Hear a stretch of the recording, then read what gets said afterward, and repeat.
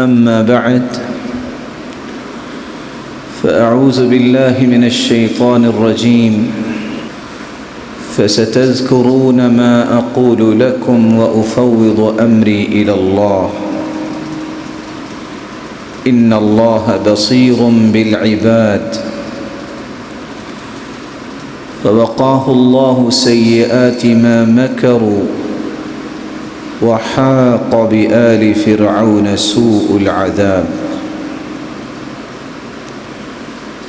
لائق عزت تکریم سامعین مکرم، اللہ ذوالجلال ہم سب کے خالق و مالک اور رازق ہیں۔ اس کا بے پناہ احسان ہے جس نے ہماری رشد و ہدایت کے لیے قرآن مجید کو نازل کیا اور پھر اس کی روشنی میں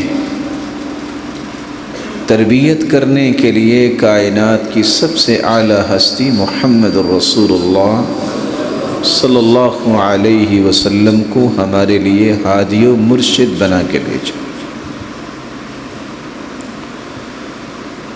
اس کی رشد و ہدایت کو جس نے اختیار کیا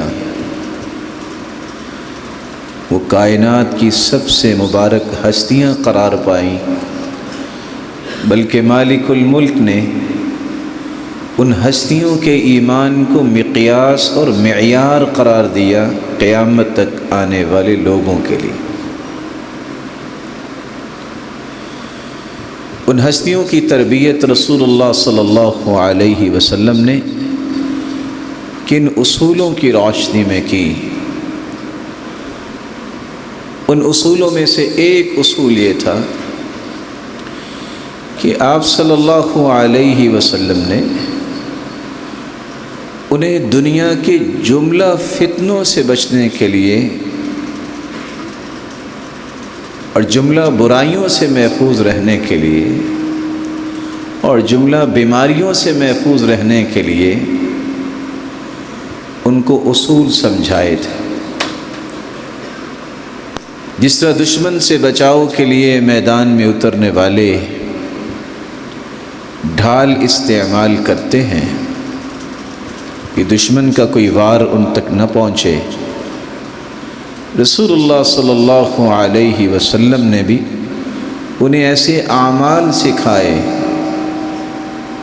جو شیطان کے لیے بھی ڈھال بنتے ہیں، برائی کے سامنے بھی ڈھال بنتے ہیں، اللہ کی آگ کے سامنے بھی ڈھال بنتے ہیں، اللہ کے عذاب کے سامنے بھی ڈھال بنتے ہیں۔ احسان عظیم ہے اللہ ذوالجلال کا جس نے رمضان المبارک کا یہ مبارک مہینہ دیا اور سب نے روزے رکھے اور قیام کیا۔ اللہ تعالیٰ سب کے قیام و صیام کو قبول فرمائے۔ رسول اکرم صلی اللہ علیہ وآلہ وسلم نے صحابہ کرام کو یہ فرمایا تھا الصوم جنہ، روزہ ڈھال ہے۔ یہ مبارک وقت گزر گیا، لیکن کیا صرف رمضان المبارک کا روزہ ہی ڈھال ہے؟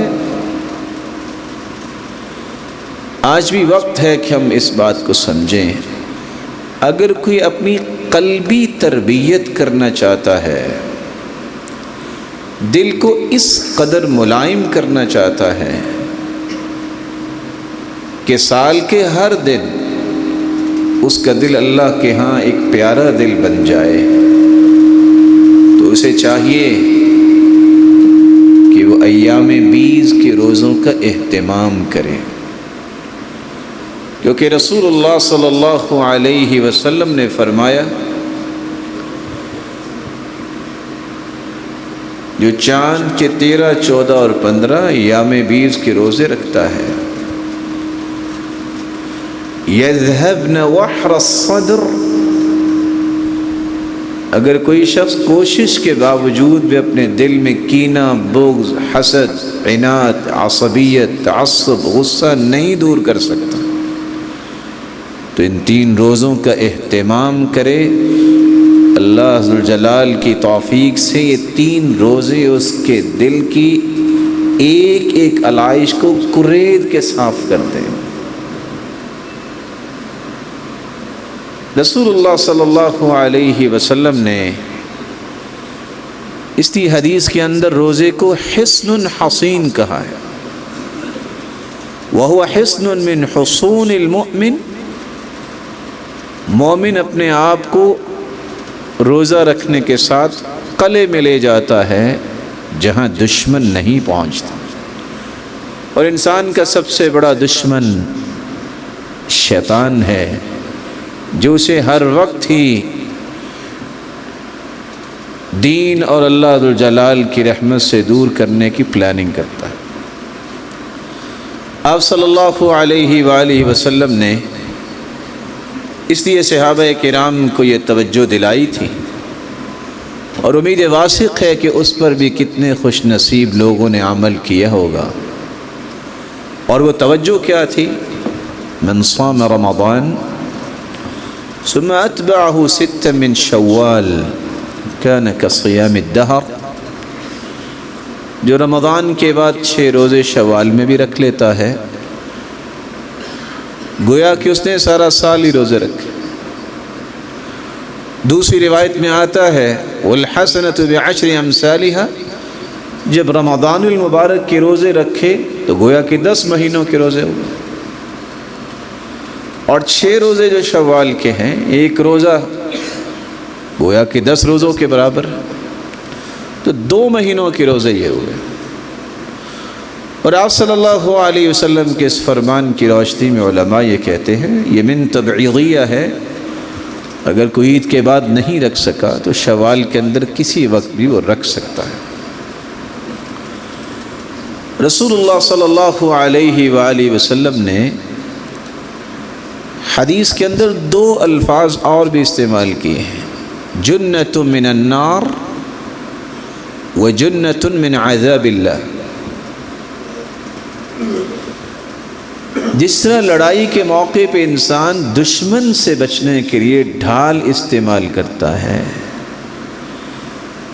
اسی طرح شیطان سے بچنے کے لیے، اللہ کے عذاب سے بچنے کے لیے، جہنم کی آگ سے بچنے کے لیے روزے کا اہتمام رسول اللہ صلی اللہ علیہ وسلم کی تاکید ہے۔ اور حیرانگی کی بات یہ ہے، رسول اللہ صلی اللہ علیہ وسلم نے اللہ کی راہ میں نکلتے ہوئے روزہ رکھنے والے کو کتنی بڑی خوشخبری دے دی، ما من عبد یصوم یوما فی سبیل اللہ الا بعد اللہ بذلك اليوم وجهه عن النار 70 خریفا۔ صحیح بخاری اور مسلم کی روایت، کتنی بڑی خوشخبری ہے۔ ایک روزہ، یہ فرض روزے کی بات نہیں ہو رہی، نفل روزہ، اللہ کی راہ میں نکلا ہے، اس نے روزہ رکھا، 70 سال سفر کیا جائے تو جتنا سفر بنتا ہے اللہ اتنی مسافت اس بندے کو جہنم سے دور کر دے۔ تو شیطان سے بچنے کے لیے، بلکہ اپنے نفس کی شر سے بچنے کے لیے مستقل ڈھال جو ہے وہ انسان کے لیے روزہ ہے۔ دوسری بات جو رسول اللہ صلی اللہ علیہ وسلم نے سمجھائی کہ جب انسان تقوی اختیار کرتا ہے تو یہ اتنی مضبوط ڈھال ہے کہ اللہ ذوالجلال اس کے ذریعے انسان کو برائیوں کے قریب نہیں جانے دیتے۔ ہم جب بھی تقوی کی بات کرتے ہیں تو ہم سمجھتے ہیں کہ صرف برائی سے بچنا ہی تقوی ہے۔ صحابہ کرام نے جو اس کی حقیقت کو بیان کیا ہے، سیدنا علی رضی اللہ تعالی عنہ نے، کہ تقوی کی 4 بنیادیں ہیں جن کو ہر وقت ذہن نشین رکھنا چاہیے۔ اور سیدنا علی رضی اللہ تعالیٰ عنہ کہا کرتے تھے الخوف من الجلیل، یہ تصور پختہ ہونا چاہیے کہ میرے دل میں سب سے زیادہ خوف اگر ہو کسی کا تو وہ اللہ کا ہو۔ والعمل بالتنزیل، میرے عمل کے جملہ زاویے جو ہیں ان پہ مہر ہو تو قرآن و سنت کی ہو۔ وہ عمل جو کتنا بھی دیکھنے میں خوبصورت لگے، کرنے والا بھی بہت بڑا انسان ہی کیوں نہ ہو، اگر وہ قرآن و سنت سے عمل ثابت نہیں ہے تو وہ عمل اللہ کے ہاں قبول نہیں ہے۔ العمل بالتنزیل والقناعۃ بالقلیل، اللہ نے جو کچھ دیا ہے اس پہ قناعت کرنا، خوش ہونا، راضی ہونا، شکر بجا لانا۔ دنیا کے اندر اس جیسا کوئی بھی غنی انسان نہیں۔ اس لیے صحابی نے سوال کیا تھا اللہ کے رسول میری 2 خواہشیں ہیں، کیسے پوری ہو سکتی؟ پہلی خواہش تو یہ ہے کہ میں چاہتا ہوں دنیا میں جتنے لوگ ہیں میں سب سے زیادہ عبادت گزار میں بن جاؤں۔ تو آپ نے یہ نہیں فرمایا کہ آپ 24 گھنٹے سجدے میں پڑے رہے، اور ممکن بھی نہیں۔ آپ نے راستہ کیا دیا؟ اتق المحارم تکن اعبد الناس۔ جس چیز کو اللہ نے حرام کہہ دیا ہے، رسول اللہ صلی اللہ علیہ وسلم نے حرام کہہ دیا ہے، تم حرام سے اپنے آپ کو بچا لو، تم سب سے بڑے عبادت گزار بن جاؤ۔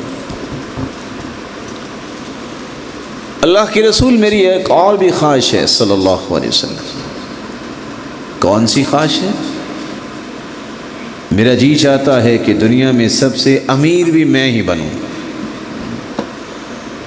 آپ نے کوئی دعا نہیں دی کہ اچھا میں دعا کرتا ہوں جہاں چلتے جاؤ گے تمہارے پاؤں کے نیچے مٹی سونا بنتی جائے گی، ایسا نہیں کہا۔ آپ نے فرمایا وَارْضَ بِمَا قَسَّمَ اللَّهُ لَكَ تَكُنْ أَغْنَى النَّاسِ، جو اللہ ذوالجلال نے تمہیں عطا کر دیا ہے اس پہ دل کی اتھا گہرائیوں سے راضی ہو جائیے، تم سے بڑا غنی دنیا میں کوئی نہیں ہو۔ اور شاید کہ میں اور آپ اس بات کا وزن نہیں کر سکتے جو رسول اللہ صلی اللہ علیہ وسلم نے سمجھا دی ہے۔ دنیا جہان کے کلمات کو اپنی زبان پہ لائیے، اس کا کتنا کو وزن ہوگا، لیکن یہ مبارک کلمہ الحمدللہ، صحیح مسلم کی روایت ہے، رسول اللہ صلی اللہ علیہ وسلم نے فرمایا والحمدللہ تملأ المیزان۔ اس حدیث کے اس مبارک جملے کا ترجمہ کرنے سے پہلے میں یہ بات واضح کر دوں، قیامت کو جو میزان لگایا جائے گا اتنا بڑا میزان ہوگا، لو وضعت السماوات والارض ومن فیہن فی کفہ لوسعتہن، 7 آسمان، 7 زمینیں اور جو کچھ ان کے اندر ہے، اگر 14 کے 14 طبق اس ترازو کے ایک پلڑے میں رکھ دیے جائیں تو اتنا بڑا ترازو ہے جو قیامت کو اللہ لگائیں گے کہ اس کا ایک پلڑا بھی بھرے گا نہیں۔ لیکن جو دل کی خوشی سے کہہ دے الحمدللہ، اللہ ذوالجلال قیامت کے دن اس ترازو کے دونوں پلڑوں کو نیکیوں سے لبالب بھر دیں گے۔ تو اللہ ذوالجلال کے فیصلوں پر راضی ہونا سیکھیے، اور جو اللہ ذوالجلال کے کسی بھی فیصلے پر راضی ہوتا ہے اللہ بھی اسے راضی کرتے ہیں، اور اللہ کے وعدے سچے۔ رسول اللہ صلی اللہ علیہ وآلہ وسلم کے صحابی چوتھی بات کہہ رہے ہیں وَالتَّزَوُّدُ لِيَوْمِ الرَّحِيلِ، تقویٰ اس وقت تک سمجھ نہیں انسان کو آتا جب تک اللہ کے خوف کو اپنے دل میں نہ لے آئے، قرآن و سنت کے مطابق عمل نہ کرنے لگ جائے، جو کچھ اللہ نے عطا کیا ہے اس پر شکر گزاری نہ اختیار کرے، اور اس کی ایک سوچ آخری سانس تک رہنی چاہیے، نہ جانے کب موت آ جائے، اس موت کی تیاری کرنا۔ یہ ضروری نہیں ہے، اور نہ ہی اللہ ذوالجلال کسی قانون کے پابند ہیں، اللہ کے اپنے قانون ہیں کہ پہلے کسی کو بیمار کرے پھر اسے فوت کرے، یا کسی کو کوئی نقصان ہو۔ اللہ تو چلتے پھرتے انسان، بولتے انسان کے بھی روح تو نکال ہی سکتے ہیں نا، اس پہ تو کوئی پابندی نہیں۔ اس لیے اس موت کی تیاری میں انسان جو لگ جاتا ہے، اللہ ذوالجلال پھر اسے ایسے اوقات میں اپنے پاس بلاتے ہیں اور ایسی نیکیوں میں بلاتے ہیں کہ اس سے راضی ہو جاتا ہے۔ عبداللہ ابن مسعود رضی اللہ تعالی عنہ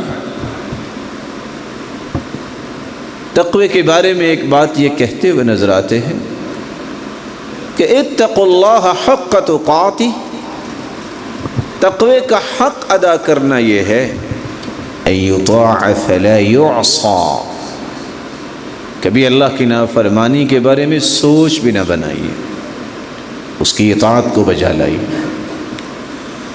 وَيُذْكَرْ فَلَا يُنْسَى، اللہ کے ذکر کو نہ چھوڑیے، اس کو بھلائیے مت۔ میری اور آپ کی یہ کمزوری ہے کہ ہم میں سے اگر کسی کو کوئی تکلیف ہو تو پھر بڑی لمبی لمبی دعائیں کرتے ہیں۔ قرآن نے بھی یہ کہا ہے وَإِذَا مَسَّهُ الشَّرُّ فَذُو دُعَاءٍ عَرِيضٍ، جب انسان کو کوئی تکلیف پہنچتی ہے تو پھر بڑی لمبی دعائیں کرتا ہے۔ لیکن رولنگ یہ ہے تعرف الی اللہ فی الرخاء یعرفک فی الشدہ، جب تمہیں کوئی تکلیف نہیں تم اس وقت اللہ ذوالجلال کے ساتھ اپنے تعلق کو مضبوط رکھو، دعا کرو، التجائیں کرو۔ جب تم پہ کوئی تکلیفیں وارد ہوں گی، کوئی سختیاں آئیں گی، تمہارا رب تمہیں بھلائے گا نہیں، تمہیں ضائع نہیں ہونے دے گا، یہ اس کے وعدے ہیں۔ عبداللہ ابن مسعود رضی اللہ تعالی عنہ فرماتے ہیں وَأَن يُشْكَرْ فَلَا يُكْفَرْ، یہ تقوی ہی ہے، ناشکری نہ کرو، شکر گزاری کرو۔ اور آپ نے وہ صحیح بخاری کی روایت تو سنی ہوگی، کس طرح ابراہیم علیہ السلام جب گھر تشریف لائے تو سیدنا اسماعیل علیہ السلام گھر میں نہیں تھے۔ پوچھا کیسا گزارا چل رہا ہے؟ کہا بس کبھی شکار لے آتے ہیں۔ تو یہ الفاظ سیدنا ابراہیم نے بھانپ لیے، کہا جب آئے بیٹا تو سلام کہنا اور کہنا غیر عتبۃ بابک، اپنی چوکھٹ کو تبدیل کر لیں۔ جب وہ آئے تو کیا بنا؟ کہا کہ تم ہی چوکھٹ ہو، اس کو فارغ کر دیا۔ کیونکہ ناشکری عورت یا ناشکرا مرد جو ہے یہ اللہ ذوالجلال کے ہاں کوئی مقام نہیں حاصل کر سکتا۔ اور اللہ نے فیصلہ کیا دیا ہے ما يفعل اللہ بعذابکم ان شکرتم وآمنتم وَكَانَ اللَّهُ شَاكِرًا عَلِيمًا۔ اگر تم شکر کر لو تو اللہ نے تمہیں عذاب دے کے کیا لینا ہے؟ اس کا معنی اور مفہوم یہ ہے کہ تم شکر کرتے رہو گے، اللہ تمہیں عذاب نہیں دے گا۔ پھر دوبارہ تشریف لائے، پوچھا، کہا اللہ کا شکر ہے۔ کہا جب آئے تو کہنا کہ اپنی چوکھٹ کو محفوظ رکھنا، ناشکری نہ کیجیے، یہ تقوی ہے۔ شکر بجا لائیے، یہ تقوی ہے۔ ذکر کے ساتھ دل لگائیے، یہ تقوی ہے۔ اللہ کو بھولیے مت، گناہوں سے تو بچنا ہی بچنا ہے۔ خل الذنوب صغیرها وکبیرها ذاک التقی، چھوٹا گناہ ہو یا بڑا گناہ ہو، اپنی استطاعت اور بساط کے مطابق کبھی اس سے محبت نہ کرو کبھی اس کے قریب نہ جاؤ۔ رسول اللہ صلی اللہ علیہ وآلہ وسلم کے فرامین کو حقیقت میں سمجھنے والے یہ کہا کرتے تھے لا تنظر الى المعصیہ ولكن انظر الى عظمت من عصیت، یہ مت دیکھا کرو کہ گناہ چھوٹا ہے یا بڑا ہے، یہ دیکھا کرو جس کی نافرمانی ہو رہی ہے وہ کتنا بڑا ہے۔ رسول اللہ صلی اللہ علیہ وآلہ وسلم کے صحابی عبداللہ ابن مسعود رضی اللہ تعالیٰ عنہ کی بات آپ نے سنی۔ امام احمد بن حنبل رحمہ اللہ فرمایا کرتے تھے التقوی ترک ما تهوى لما تخشى، تمہاری خواہش جہاں تم پر اصرار کرے کہ یہ کرو اور تمہیں خوف ہو کہ کل کو قیامت کے دن اس کا مواخذہ ہوگا، اس خواہش کو توڑ دینا یہ تقوی ہے۔ ساری خواہشات کی تکمیل دنیا میں نہیں ہوتی، کچھ خواہشوں کو جنت کے لیے بھی رکھ لو۔ وہاں اللہ ذوالجلال نے یہ فیصلہ دیا ہے، اپنے پیغمبر کی زبان پہ جاری کیا ہے، وہاں جو تمنا کرو گے اللہ پوری کریں گے۔ اور قرآن مجید نے سب سے پہلے اس کی خوشخبری سنائی ہے لَهُم مَّا يَشَاءُونَ فِيهَا وَلَدَيْنَا مَزِيدٌ،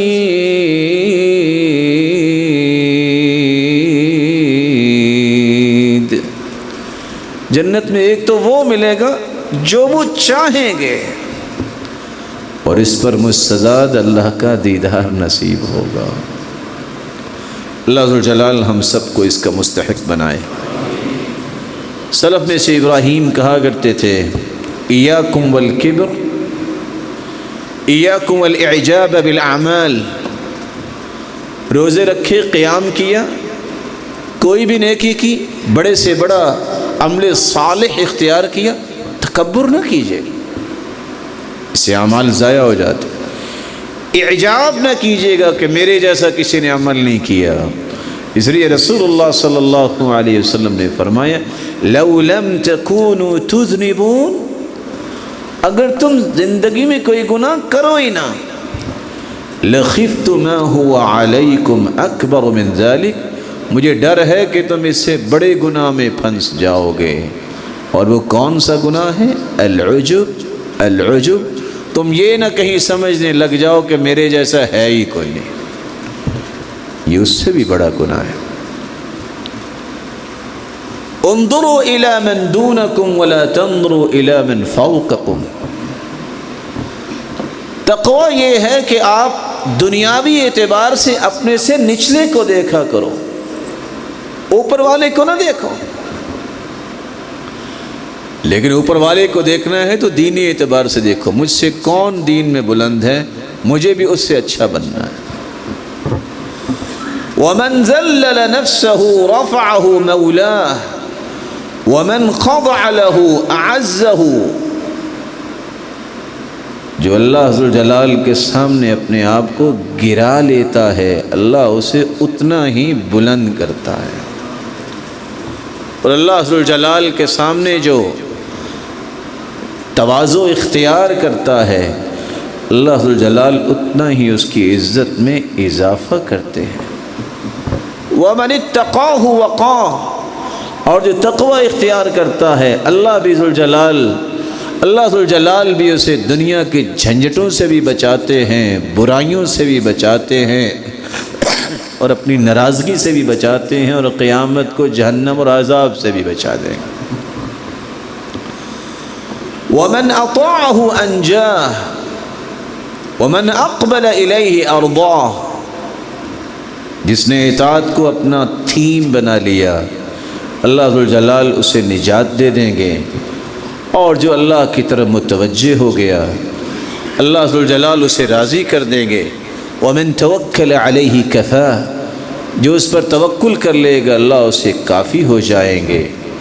وَمَنْ سَأَلَهُ أَعْطَاهُ، اور جس نے اپنے ہاتھوں کو اٹھایا تو اپنے رب کے سامنے اللہ اسے عطا کر دیں گے۔ وَمَنْ أَقْرَضَهُ قَضَاهُ، جو اللہ کو قرض دیتا ہے، اللہ بڑے غیرت والے ہیں، اللہ کسی کا قرض نہیں رکھتے، اسے فوراً دگنا کیا جتنی اس کی شان ہے اس کے مطابق واپس لوٹا دیتا ہے۔ وَمَنْ شَكَرَهُ جَزَاءَ، جو شکر بجا لاتا ہے اللہ اس کا بدلہ دیتے ہیں۔ فَيَنبَغِي لِلْعَبْدِ أَنْ يَزِنَ نَفْسَهُ قَبْلَ أَنْ يُوزَنَ، اس لیے عقل مند وہ ہے جو اپنا وزن اس سے پہلے کر لے کہ قیامت کے دن اس کا وزن کیا جائے۔ وَيُحَاسِبَ نَفْسَهُ قَبْلَ أَنْ يُحَاسَبَ، اس سے پہلے کہ قیامت کو اس کا محاسبہ کیا جائے۔ تقویٰ یہ ہے کہ وہ اپنا محاسبہ دنیا میں خود ہی کر لے۔ رسول اللہ صلی اللہ علیہ وسلم نے فرمایا تھا، اگر کسی کو یہ خواہش پیدا ہو جائے کہ میں اپنا مقام اللہ کے ہاں معلوم کروں کہ میرا مقام کیا ہے، تو اس کے لیے اصول یہ ہے، من اراد ان يعلم ما له عند اللہ فلينظر ما للہ عنده، جو چاہتا ہے کہ دیکھے اللہ کے ہاں اس کا مقام کیا ہے، دل سے پوچھے وہ اللہ کے فیصلوں پہ راضی کتنا ہے، جتنا وہ اللہ کے فیصلوں پہ راضی ہے اتنا ہی اس کا مقام اللہ کے ہاں بلند ہے۔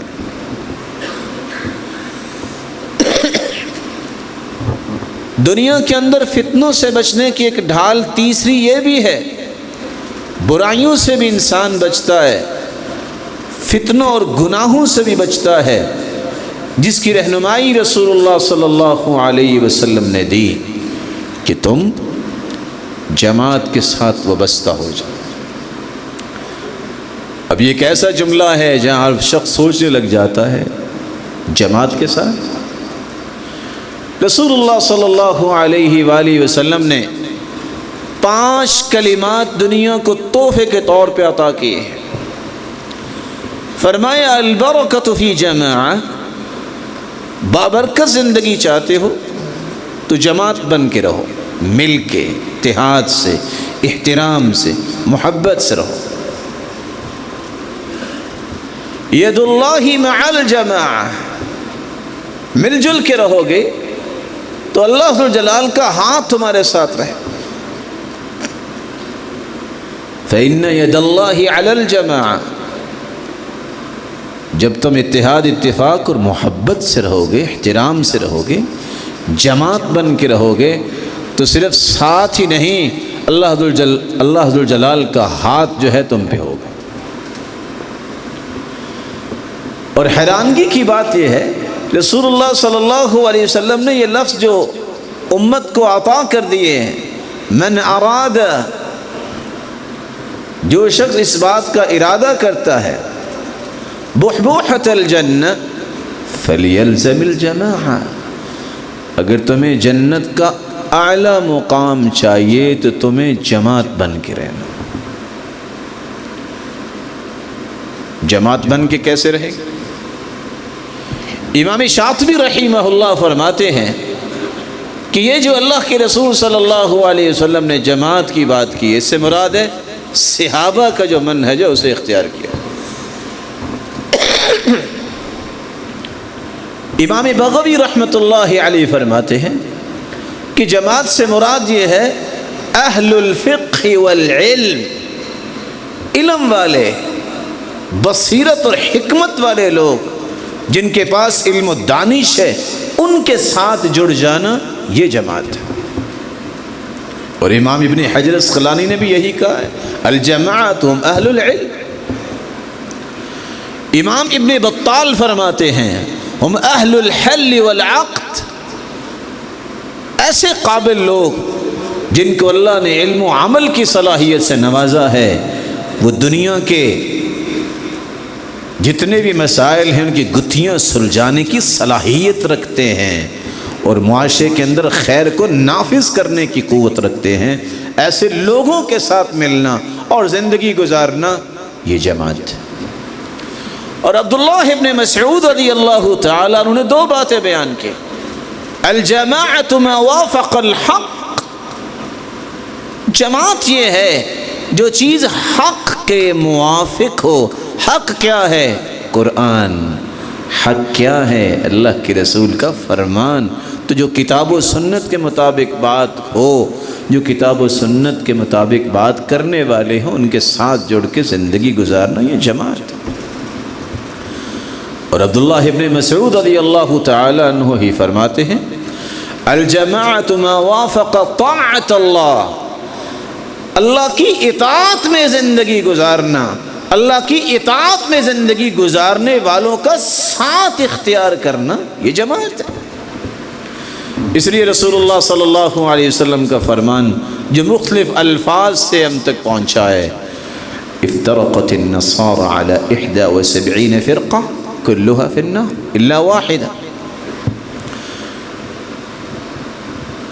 افترقت اليهود على 71 فرقة كلها في النار الا واحدة، 71 فرقے تھے یہودیوں کے، 70 جہنم میں جائیں گے، ایک فرقہ جنت میں جائے گا جنہوں نے موسیٰ علیہ السلام کو سچا نبی مانا اور پھر تورات کی روشنی میں زندگی گزاری۔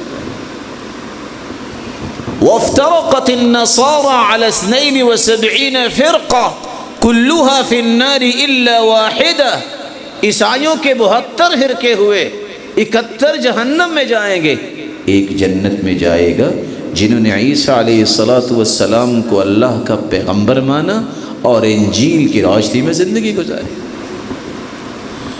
وَسَتَفْتَرِقُ أُمَّتِي عَلَى 73 فرقة كلها في النار إلا واحدة، ان قریب میری امت کے بھی 73 فرقے ہوں گے، 72 جہنم میں جائیں گے، ایک فرقہ جنت میں جائے گا۔ قیل من ہم یا رسول اللہ، اللہ کے پیارے پیغمبر وہ کون ہوں گے؟ قال هم الجماعہ، لوگ تو اسے فرقہ ہی سمجھیں گے لیکن وہ جماعت ہوگی۔ جامع ترمذی کی روایت میں آتا ہے صفہم لنا، ان کے اوصاف کیا ہوں گے؟ کون سی جماعت؟ آپ نے نام نہیں بتایا، کام بتایا، فرمایا ما انا علیہ واصحابی، وہ لوگ جو میرے دین لائے ہوئے دین پہ ہوں گے اور صحابہ کرام کے دین اور ان کے منہج پہ ہوں گے۔ بڑی آسانی سے انسان اس کو دیکھ سکتا ہے۔ رسول اللہ صلی اللہ علیہ وسلم نے اس لیے فرمایا انما الامام جنہ یقاتل بہ، صحیح الجامع کی روایت ہے جو امام ہوتا ہے، جو بادشاہ ہوتا ہے، حکمران ہوتا ہے، وہ بھی ڈھال ہوتا ہے۔ جب اسلام کی بنیاد پہ اس طرح کی سلطنت قائم ہوتی ہے کہ جہاں اسلام کو بلند کیا جاتا ہے تو یہ بھی ایک ڈھال ہے۔ اور دوسری روایت میں آتا ہے یقاتل من ورائہ، ایسی ڈھال ہے کہ آپ جہاد کریں، آپ دشمنوں سے قتال کریں، وہ آپ کے لیے ڈھال ہے، کیونکہ وہ کتاب و سنت کی روشنی میں یقودکم بکتاب اللہ، وہ اللہ کی کتاب کے ساتھ تمہیں لے کے چلے گا، تو یہ ایک بہت بڑی تمہارے لیے ڈھال ہوگی۔ لیکن اس کے لیے ضروری یہ ہے کہ جو رسول اللہ صلی اللہ علیہ وسلم نے سمجھایا اس کے مطابق یہ زندگی ترتیب دی جائے۔ ایک امام ہوتا ہے، ایک وزیر ہوتا ہے، رعایا ہوتی ہے۔ آپ نے وزیروں کی 5 نشانیاں بیان کی ہیں کہ اچھے وزیر یہ ہیں اور برے وزیر یہ ہیں۔ اذا اراد اللہ بعبدہ الخیر جعل له وزیر صدق، اللہ جب کسی کے ساتھ بھلائی کا ارادہ کرتے ہیں اسے سچے وزیر عطا کرتے ہیں، جن کی 5 نشانیاں ہیں۔ ان نسی ذکرہ، جب بھول جاتا ہے تو وزیر اسے یاد کرواتا ہے۔ ان ذکرہ اعانہ، صرف یاد نہیں کرواتا، مدد کے لیے ہر وقت تیار رہتا ہے۔ تأمرہ بالمعروف، ہمیشہ اپنے ذمہ دار کو نیکی کی بات بتاتا ہے۔ وتحضہ علیہ، صرف بتاتا نہیں، اس کو مینٹلی پرپیئر بھی کرتا ہے کہ اس کے بغیر کام نہیں چلے گا، یہ نیکی معاشرے میں آنی چاہیے۔ وتنہاہ عن المنکر، اور اگر برائی بھی دیکھتا ہے تو ذلیل نہیں کرتا، بلکہ آداب کے اندر رہ کر اپنے دائرے میں رہ کے، ہشام رضی اللہ تعالی عنہ ان کی حدیث کی روشنی میں اکیلے کو نصیحت کرتا۔ وَإِذَا أَرَادَ اللَّهُ بِعَبْدِهِ الشَّرَّ جَعَلَ لَهُ وَزِيرَ السُّوءِ، اللہ جب کسی کو پسند نہیں کرتے تو اس کے وزیر جو ہیں وہ گندے وزیر بناتے ہیں، جن کی نشانی یہ ہے ان نسیہ لم یذکرہ، وہ اگر بھول جائے تو یاد نہیں کرواتے، وَإِن ذَكَّرَهُ لَمْ يُعِنْهُ، اور اگر یاد کروائیں بھی تو تانا دیتے ہیں کہ تمہارے دور میں ایسا ہو رہا ہے، مدد کے لیے تیار نہیں ہوتے۔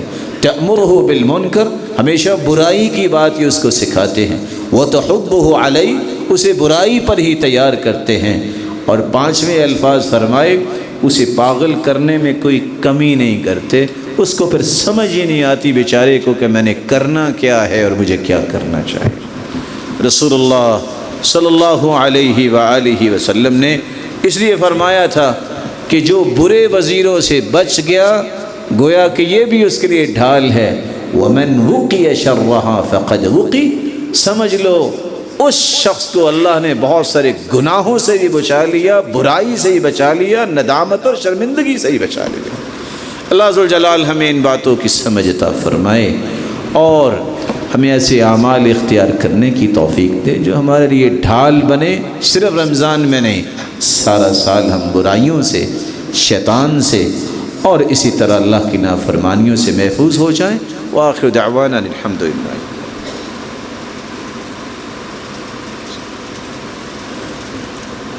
الحمدللہ علی احسانہ والشکر له علی توفیقہ وامتنانہ، اما بعد۔ ایک چوتھی ڈھال بھی رسول اللہ صلی اللہ علیہ وسلم نے بیان کی ہے۔ آپ صلی اللہ علیہ وسلم نے فرمایا ما من عبد يقول حين يصبح لا إله إلا الله وحده لا شريك له له الملك وله الحمد، جو شخص صبح کے وقت یہ پڑھ لیتا ہے لا الہ الا اللہ وحدہ لا شریک لہ لہ الملک ولہ الحمد وہو علی کل شیء قدیر، سننے اور پڑھنے میں تو یہ گنتی کی 2 لائنیں ہیں، لیکن کتنی مبارک یہ لائنیں ہیں، یہ الفاظ اللہ کو کتنے پیارے ہیں۔ رسول اللہ صلی اللہ علیہ وسلم نے فرمایا الا كتب اللہ له بها 10 حسنات ومحى عنه 10 سيئات وإلا كن له عند الله عدل 10 رقاب محررین۔ آپ یہ پڑھ لیں 10 گردنیں آزاد کرنے کا جتنا اجر ہے اتنا اجر آپ کو اللہ ذوالجلال عطا کر دیں گے۔ اور ساتھ کیا فرمایا وَإِلَّا كَانَ فِي جُنَّةٍ مِّنَ الشَّيْطَانِ، یہ کلمات پڑھنے والا شیطان کے سامنے یہ کلمات اس بندے کے لیے ڈھال بن جائیں گے، سارا دن شیطان اسے ورغلا نہیں سکے گا۔ ان کلمات کو یاد کیجئے اور اپنی زندگی کا معمول بنائیے، اللہ ذوالجلال ہمیں توفیق سے نوازے۔ رسول اللہ صلی اللہ علیہ وآلہ وسلم نے صحابہ کرام کو اس بات کی بھی تعلیم دی کہ جس طرح یہ الفاظ ہیں اس طرح 4 کلمات ایسے سکھائے، فرمایا خذو جنتکم، میرے صحابہ ڈھال کو پکڑ لو۔ اللہ کے پیارے پیغمبر وہ کون سی ڈھال ہے؟ خذو جنتکم من النار، جو تمہیں آگ سے ہی بچا لیں گے۔ کون سے کلمات ہیں؟ سبحان اللہ والحمد للہ ولا الہ الا اللہ واللہ اکبر، یہ 4 کلمات تم اختیار کر لو، اللہ ذوالجلال دنیا میں بھی تمہیں بچائیں گے اور قیامت کے دن جہنم سے ہی بچائیں گے۔ اور حدیث کے آخر میں فرمایا فَإِنَّهُنَّ يَأْتِيَنَّ يَوْمَ الْقِيَامَةِ مُقَدِّمَاتٍ وَمُعَقِّبَاتٍ وَمُجَنِّبَاتٍ وَهُنَّ الْبَاقِيَاتِ الصَّالِحَاتِ، قیامت کو جب انسان جا رہا ہوگا یہ کلمات آگے بھی ہوں گے، پیچھے بھی ہوں گے، دائیں بائیں بھی ہوں گے، آگ اس کے قریب آئے گی نہیں۔ ایک چھٹی ڈھال بھی رسول اللہ صلی اللہ علیہ وسلم نے بیان کی ہے جس کو آج ہم بھول جاتے ہیں۔ آپ گھر سے نکلیں تو یہ کلمات پڑھ کے نکلا کریں، بسم اللہ توکلت علی اللہ ولا حول ولا قوت الا باللہ، اتنے کلمات جو گھر سے نکلتے وقت پڑھ لیتا ہے، رسول اللہ صلی اللہ علیہ وسلم نے فرمایا فقد کفی ووقی، اسے اللہ کافی ہو جاتا ہے اور وہ شیطان سے بچا لیا جاتا ہے۔ شیطان جو اس کو ورگلانے کے لیے آتا ہے، ایک دوسرا شیطان اس کو آ کے کہتا ہے کیف برجل قد کفی ووقی، یہاں کیا کر رہے ہو؟ اس کو تو تیری شر سے بچا لیا گیا ہے، اس کو تو اللہ کافی ہو گیا ہے، تم یہاں کیا کر رہے ہو؟ یہ تیرے شکنجے میں تو نہیں آئے گا۔ بسم اللہ توکلت علی اللہ ولا حول ولا قوت الا باللہ، یہ گھر سے پڑھ کے نکلا کرے۔ ایک ساتویں ڈھال بھی اللہ کے رسول صلی اللہ علیہ وسلم نے بیان کی ہے، ما من مسلم ينزل منزلا فيقول حين ينزل، آپ جہاں بھی جائیں پڑاؤ ڈالتے ہیں کسی نئی جگہ پہ، 3 مرتبہ یہ کلمات پڑھیں، اعوذ بکلمات اللہ التامہ من شر ما خلق۔ یہ کلمات پڑھنے والے کو کیا ملتا ہے؟ الا وقی شر منزلہ ذلک حتی یضعن منہ، جب تک وہاں رہے گا اللہ ذوالجلال اسے ہر قسم کے موذی جانور سے بھی بچائیں گے اور شیطان سے بھی محفوظ کر دیں گے۔ امام اوزاعی کہتے ہیں کہ اللہ کے فیصلے کتنے سچے ہیں، میں نے زندگی بھر اس کی پابندی کی، ایک دن میں ایک جگہ پہ گیا اور میں یہ پڑھنا بھول گیا، اسی دن ہی مجھے بچھو نے ڈس لیا۔ اب جہاں بھی جائیں اعوذ بکلمات اللہ التامہ من شر ما خلق 3 مرتبہ ضرور۔ اور آپ صلی اللہ علیہ وسلم نے تو بچوں کے لیے بھی ایک ڈھال بیان کی ہے، ضروری نہیں ہے کہ آپ کسی دم کرنے والے کے پاس ہی چکر لگاتے رہے، آپ کو اللہ نے دین دیا ہے، صبح اور شام خود دم کیا کریں۔ سیدنا جبریل تشریف لاتے ہیں اور سوال کرتے ہیں اللہ کے رسول آج آپ پریشان نظر آ رہے ہیں۔ جواب دیا حسن و حسین دونوں ہی بیمار پڑے ہیں رضی اللہ عنہم، جنت کے شہزادے۔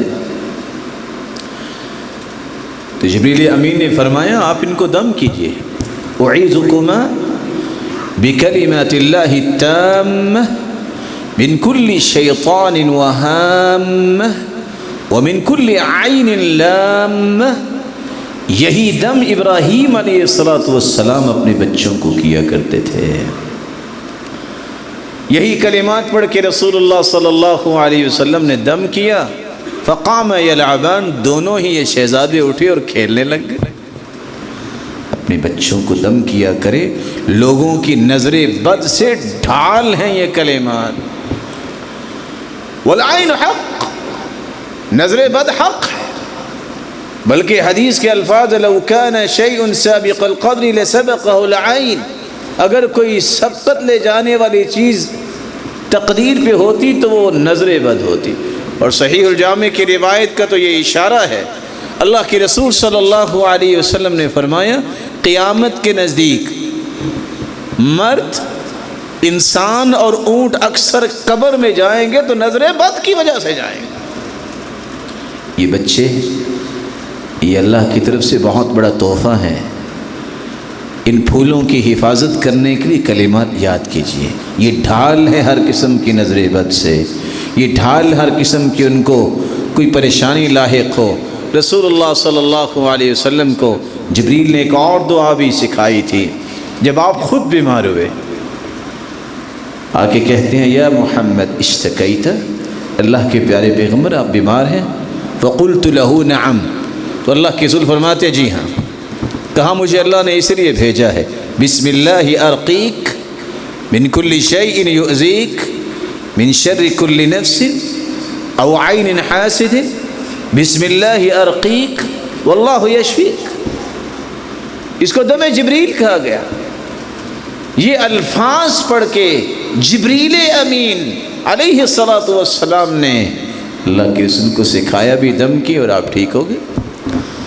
صرف بچوں کو نہیں، اپنے آپ کو بھی آپ محفوظ کیا کریں اس طرح کے الفاظ کو یاد کر کے۔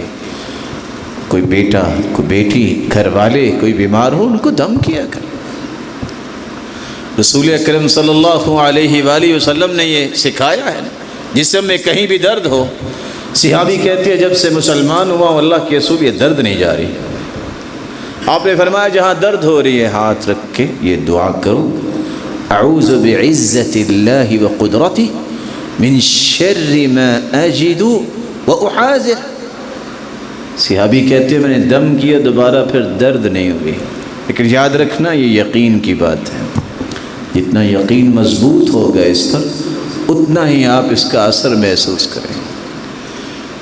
صحابی کہتے ہیں نماز پڑھتے پڑھتے مجھے خیالات آتے ہیں، کیسے پتہ ہی نہیں چلتا کتنی رکعتیں پڑھی، قرآن کیا پڑھ رہا ہوں، شیطان بھلا دیتا ہے۔ ہو سکتا ہے آپ میں سے بھی کوئی بھائی یہ شکایت کرے کہ مجھے بھی اس طرح خیالات آتے ہیں تو نماز میں بڑی پریشانی ہوتی، تو آپ صلی اللہ علیہ وسلم نے ایک ڈھال دے دی، فرمایا جب بھی ایسا محسوس کرو تو نماز کی حالت میں ہی معمولی سے اپنے چہرے کو بائیں جانب موڑو اور 3 مرتبہ تھتکار دو اور یہ الفاظ پڑھو، اعوذ باللہ من خنزب۔ صحابی کہتے ہیں ففعلت ذلك فاذهبه الله عني، میں نے یہ پڑھا دوبارہ پھر اللہ ذوالجلال کی رحمت ایسی ہوئی کہ اللہ شیطان کو لے گئے، دوبارہ پھر نماز میں خیال نہیں آیا۔ یہ ڈھالیں ہیں جو شریعت نے دی ہیں، اب شیطان سے بچ سکتے ہیں، بیماریوں سے بچ سکتے ہیں۔ رسول اللہ صلی اللہ علیہ وسلم نے ایک اور خوشخبری سنائی ہے، ایک 10ویں ڈھال بیان کی ہے، فرمایا من وقی شر ما بین لحییہ ورجلیہ دخل الجنہ۔ جو زبان کی شر سے، شرمگاہ کی شر سے محفوظ کر دیا گیا وہ جنت میں جائے گا۔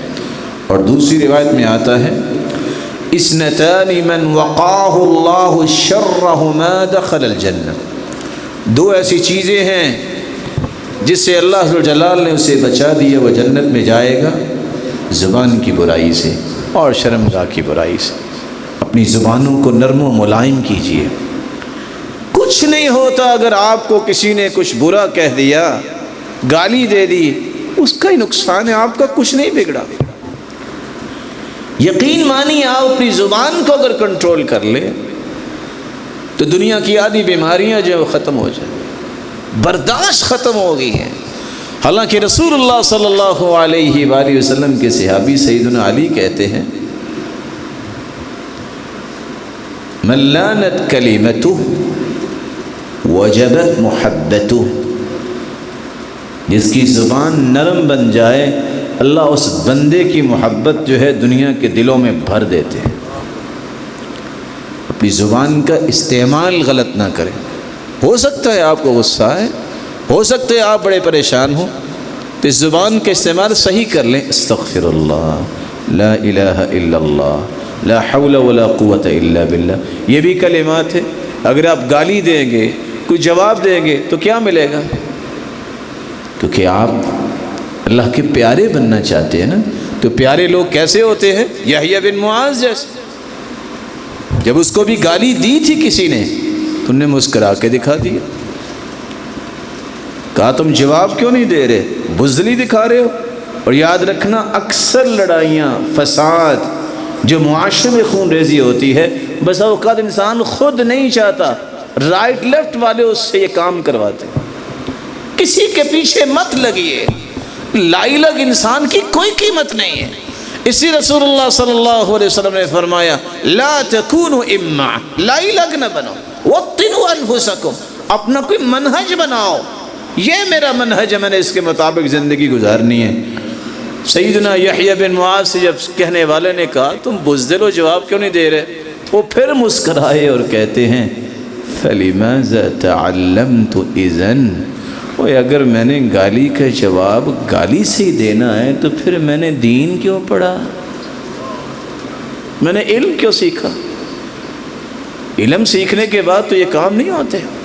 اللہ تعالیٰ میری بھی اصلاح فرمائے اور آپ کی بھی اصلاح فرمائے۔ رسول اللہ صلی اللہ علیہ وسلم نے ایک اور ڈھال بھی بیان کی۔ آپ نے فرمایا من مات مرابطا وقی فتنة القبر، اللہ کی راہ میں پہرا دیتے وقت جو فوت ہوتا ہے یہ ڈھال بن جائے گا، عذاب قبر سے اللہ اسے محفوظ فرمائیں گے۔ رسول اللہ صلی اللہ علیہ وآلہ وسلم نے ایک اور خوشخبری بھی سنائی۔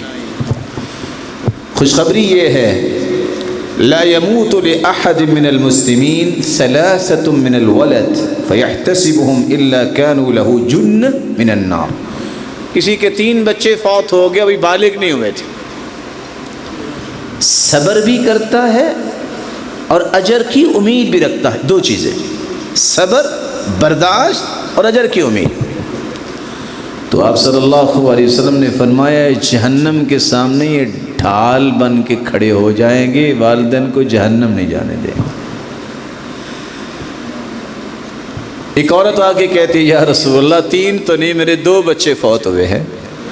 تو آپ نے فرمایا او اسنان، کسی کے 2 بچے بھی فوت ہوں بلوغت سے پہلے صبر کرتا ہے، اجر کی امید اللہ سے رکھتا ہے، یہ بھی جہنم کے سامنے ڈھال بن جائے۔ ابن سیرین بیان کرتے ہیں کہ جب یہ بات ہوئی مجھے بیان کرنے والے نے بیان کیا، رجا ایک عورت تھی، اس نے آ کے اللہ کے رسول صلی اللہ علیہ وسلم کے پاس ایک چھوٹا بچہ پیش کیا، کہا اللہ کے پیارے پیغمبر اس کے لیے برکت کی دعا کر دیجئے، میرے 3 بچے اس سے پہلے فوت ہو چکے ہیں، یہ میرا بچہ اکیلا ہے، اس کے لیے دعا کر دیجئے۔ تو آپ صلی اللہ علیہ وسلم نے فرمایا وہ 3 بچے جو فوت ہوئے اسلام کی حالت میں، یعنی تیرے اسلام لانے کے بعد کی بات ہے؟ اس عورت رجا نے کہا جی ہاں۔ کہا اس کے لیے تو میں دعا کرتا ہوں خوش ہو جاؤ وہ 3 بچے تیرے لیے جہنم کے سامنے ڈھال بن جائیں۔ اتنی بات ابھی ہوئی تھی، ابو ذر رضی اللہ تعالی عنہ فرماتے ہیں موالی اسنان یا رسول اللہ، میرے بھی 2 بچے فوت ہوئے۔ کہا وہ بھی ڈھال بنے گے۔ عبداللہ جو ابی بن کعب رضی اللہ تعالی عنہ کے بیٹے ہیں، جو صحابہ میں سب سے بڑے قاری تھے، وہ کہتے ہیں میرے باپ ابو المنذر نے کہا، جو سید القراء ہیں، اللہ کے پیارے پیغمبر میرا بھی ایک بیٹا فوت ہوا تو کیا میرے لیے بھی ڈھال بنے گا؟ مسند احمد کی روایت ہے فقال رسول اللہ وواحد وذلك في الصدمة الأولى، اگر ایک بچہ بھی فوت ہو جائے اور جب صدمہ آئے تو اس وقت برداشت کرے، صبر کرے اور اجر کی امید رکھے تو اللہ اس ایک کو بھی جہنم کے سامنے ڈھال بنا دیں گے۔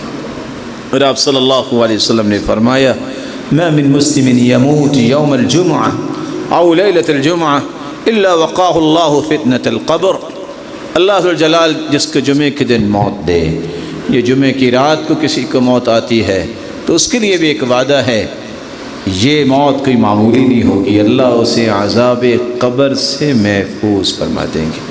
مولا کریم سے دعا ہے جتنے یہ روشن چہرے تشریف فرما ہیں، اے اللہ ان کو ایمان، صحت، خوشی اور عزت و برکت والی لمبی زندگی عطا فرما، اور جو بیمار ہیں اللہ ان کی بیماریوں کو صحت و عافیت میں تبدیل فرما دے، جو کسی پریشانی میں ہے اللہ ان کو خوشیاں نصیب فرما، صاحب اولاد ہیں تو ان کی اولادوں کو نیک بنا، صالح بنا، آنکھوں کی ٹھنڈک بنا اور صدقہ جاریہ بنا، اور جو بے اولاد ہیں ان کی جھولیوں کو بھی بارونق بنا دے۔